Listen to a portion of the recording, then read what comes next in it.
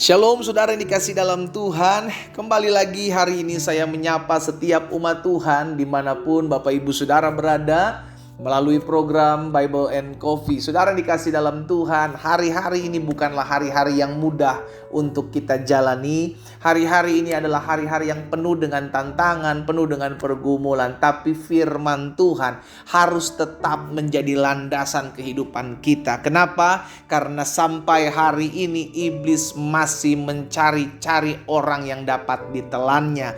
Jangan sampai keadaan membuat kita berubah. Jangan sampai sikap orang terhadap kita membuat kita berubah setia.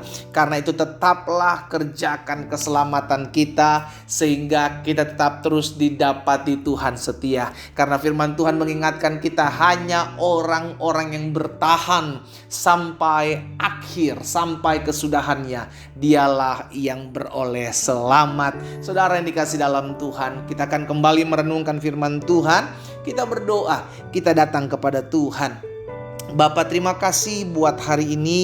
Kami mengucap syukur buat kasih setia Tuhan, buat anugerah Tuhan, buat kebaikan Tuhan dalam kehidupan kami. Kami berterima kasih karena kami tahu hari-hari yang kami jalani betul tidak mudah. Tapi kalau hari ini kami boleh ada dengan tidak kekurangan suatu apapun, semua karena kekuatan, semua karena keberkatan dan pertolongan Tuhan. Itu sebabnya kami perlu firman-Mu, kami perlu diarahkan, kami perlu dituntun, kami perlu diterangi setiap jalan kami, sehingga kami tidak tersesat. Ya Allah, sampaikan sesuatu bagi masing-masing kami ya Roh Kudus, di dalam nama Tuhan Yesus Kristus kami berdoa. Haleluya. Amin, amin. Puji Tuhan. Saudara dikasih dalam Tuhan, Petrus pernah menyampaikan sesuatu yang keras buat orang-orang yang berbalik lagi kepada kejahatan, kepada dosa-dosa mereka. Dan itu tercatat dalam 2 Petrus pasal yang kedua ayat 21 dan ayat 22. 2 Petrus pasal yang kedua ayat 21 dan 22. Firman Tuhan katakan seperti ini: karena itu bagi mereka adalah lebih baik jika mereka tidak pernah mengenal jalan kebenaran daripada mengenalnya, tetapi kemudian berbalik dari perintah kudus yang disampaikan bagi mereka. Jadi Petrus menyampaikan, saudara dikasih dalam Tuhan, dalam suratnya yang kedua, bahwa kalau kita udah tahu jalan kebenaran, ya udah tetaplah berjalan dalam jalan kebenaran. Betul tidak mudah, karena Yesus juga mengajarkan bahwa barang siapa yang mau mengikut aku, dia harus sangkal diri, dia harus pikul salib setiap hari. Mengikuti jalan kebenaran tidak mudah karena ada harga yang harus dibayar. Karena pada akhirnya kita akan mendapatkan mahkota kehidupan, saudara dikasih dalam Tuhan. Dan itu sebabnya Petrus menegur orang-orang yang sudah mengenal jalan kebenaran.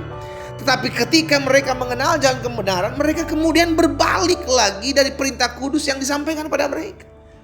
Akhirnya Petrus mencontohkan mereka di ayat 22. Seperti apa saudara? Di ayat 22 Petrus bilang begini: bagi mereka cocok apa yang dikatakan peribahasa yang benar ini. Anjing kembali lagi kepada muntahnya, dan babi kembali lagi, mandi lagi, kembali kepada kubangan. Anjing kembali ke muntahnya, babi kembali mandi kepada kubangan.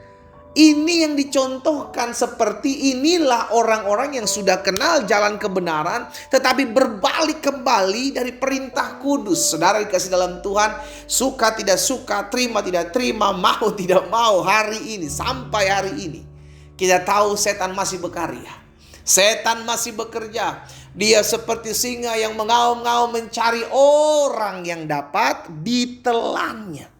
Berarti ada orang-orang yang bisa ditelan oleh iblis, yang akhirnya apa? Membuat dia hidupnya jatuh kembali. Dan saya percaya bahwa yang dicari iblis bukanlah orang yang belum bertobat. Gak perlu dicari dia. Iya kan? Yang dicari apa? Orang-orang yang sudah kenal jalan kebenaran. Supaya apa? Ditariknya kembali. Supaya mereka kembali hidup dalam masa lalu mereka. Mereka kembali hidup dalam lumpur dosa. Mereka kembali hidup dalam kegelapan. Yang setan cari adalah orang-orang yang sudah mengenal jalan kebenaran. Makanya kita anak-anak Tuhan harus berjaga-jaga. Oh, hari-hari ini adalah hari-hari yang semakin dekat dari kedatangan Kristus. Tanda-tanda zaman sudah kita lihat.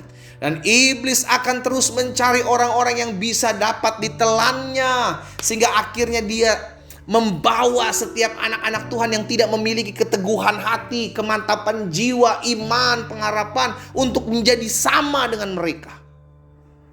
Wow, ngeri saudara dikasih dalam Tuhan. Itu sebabnya jangan sampai kita yang sudah mengenal jalan kebenaran ini kembali lagi ke masa lalu kita. Saya mengerti ada begitu banyak tawaran-tawaran menghampiri kita orang percaya. Saya mengerti ada banyak tawaran-tawaran yang mempermudah kehidupan kita. Tapi kita mesti lihat dampaknya dari semua itu apa. Kalau semua itu memberikan kita dampak hidup jauh dari Tuhan, semua itu memberikan kita dampak kembali meninggalkan jalan kebenaran, lebih baik kita tolak. Saudara dikasih dalam Tuhan. Mungkin saudara bilang sama saya, pendeta gak ngalamin sih, pendeta gak tahu masalah saya, pendeta gak tahu pergumulan saya. Saudara dikasih dalam Tuhan, betul saya gak ngerti, saya gak tahu apa yang menjadi pergumulan saudara. Tapi yang saya tahu, Tuhan sendiri menjanjikan, mari kepadaku hai kamu yang letih lesu dan beban berat, aku akan berikan kelegaan kepadamu. Betul saya gak tahu apa yang saudara alami. Yang saya tahu firman Tuhan katakan, serahkanlah segala kekhawatiranmu kepadaku, sebab aku yang memelihara kamu. Kalau kita mengerti firman Tuhan menjadi memberikan jaminan buat kita, ngapain kita ngambil jalan pintas? Ngapain kita jalan pintas kalau ujung-ujungnya kita terjerat, ujung-ujungnya kita meninggalkan jalan kebenaran? Hari ini firman Tuhan ingatkan buat setiap kita, jika kita mendengar suara Tuhan, jangan keraskan hati kita. Barang siapa ku kasih, ia itu kutegur dan kuhajar. Kalau kita ditegur, hari-hari ini kita sudah diingatkan, namun kita masih mengeraskan hati kita, jangan salahkan sampai Tuhan menghajar kita. Dan kita tidak pernah tahu apa hajaran Tuhan dalam kehidupan kita, saudara dikasih dalam Tuhan. Tapi kalau hari ini engkau sudah ditegur sebagai hamba Allah, sebagai rekan sekerja Tuhan, saya ajak setiap kita, ayo kembali ke jalan Tuhan. Tuhan mau kita kembali kepada jalan kebenaran, bukan pergi meninggalkan jalan kebenaran. Kita sudah mengalami keberkatan Tuhan, kita sudah mengalami kasih karunia Tuhan. Bukan dengan perbuatan baik kita diselamatkan, tapi oleh karena kasih karunia, oleh karena anugerah pemberian, bukan karena apa yang kita lakukan. Masakan kita mau pergi lagi meninggalkan Tuhan? Masakan kita mau mengecewakan Tuhan? Masakan kita mau menyalibkan Kristus untuk kali yang kedua? Hari ini saudara dikasih dalam Tuhan, bukan suatu kebetulan kau mendengarkan firman ini. Dimanapun saudara berada, ayo, saya ajak setiap kita. Betul engkau punya masalah mungkin berat, betul engkau punya pergumulan, tantangan mungkin sedang hari-hari sedang membuat engkau tertekan, dan engkau diperhadapkan dengan keadaan untuk bisa saja pergi meninggalkan Tuhan. Tapi saya mau berikan engkau kekuatan hari ini. Ingat, kalau Tuhan izinkan kau punya masalah, Tuhan izinkan kau mengalami pergumulan, itu tidak akan pernah melebihi kekuatan. Dan saya mau berdoa hari ini buat saudara. Taruh tangan kananmu di dada. Bapa, hamba berdoa buat setiap umat Tuhan yang hari-hari ini mengalami tekanan, yang hari-hari ini mengalami sesuatu yang membuat mereka hampir-hampir menyerah mengikuti jalan kebenaran. Hamba berdoa di dalam nama Yesus, Allah Roh Kudus berikan pengharapan, Allah Roh Kudus berikan kekuatan, sehingga anak-anak Tuhan tetap hidup dalam jalan kebenaran, tetap terus hidup mempermuliakan nama Tuhan di dalam nama Yesus. Hamba berdoa bagi mereka ya Tuhan, memohon belas kasihan-Mu. Bukakan jalan-jalan dalam kehidupan mereka. Jauhkan dari hati mereka hati yang mau pergi meninggalkan Tuhan. Jauhkan dari hati mereka hati yang mau pergi meninggalkan jalan kebenaran. Tapi biarkan tetapkan hati mereka untuk mereka tetap terus beriman, tetap terus percaya, tetap terus mengandalkan Tuhan. Karena kami percaya pertolongan Tuhan tidak akan pernah datang terlambat. Tepat pada waktumu datang pertolongan-Mu bagi mereka. Hamba berdoa juga buat yang sakit. Hari ini biarlah kuasa bilur-bilur Yesus menyembuhkan mereka. Darah Yesus menjamah setiap mereka, menyembuhkan mereka. Bahkan yang berbeban berat, Tuhan berikan kelegaan, kekuatan, pengharapan atas mereka. Hamba-Mu berdoa dan hamba ucapkan berkat.